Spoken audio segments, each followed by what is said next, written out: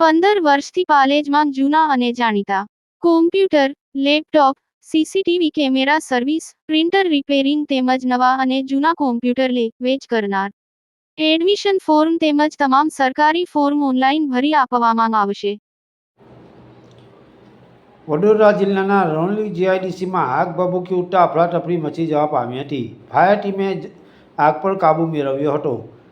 વડોદરાના રણોલી જીઆઈડીસી વિસ્તારમાં plot number 219માં અગમ્ય કારણોસર અચાનક આગ લાગવાની ઘટના સામે આવી હતી. આગ ભભૂકી ઉઠતા અફરાતફરી સાથે દોડધામ મચી જવા પામી હતી. ઘટનાની જાણ થતાં જ ફાયર બ્રિગેડ તાત્કાલિક સ્થળ પર પહોંચી આગ બુઝાવવાની કામગીરી શરૂ કરી હતી. જવાહરનગર પોલીસ મથકની ટીમ પણ પોલીસ ઇન્સ્પેક્ટર અને આશરે 20 જેટલા જવાનો સાથે ઘટના સ્થળે દોડી આવી હતી અને સ્થિતિ પર કાબૂ મેળવવામાં સહયોગ આપ્યો હતો.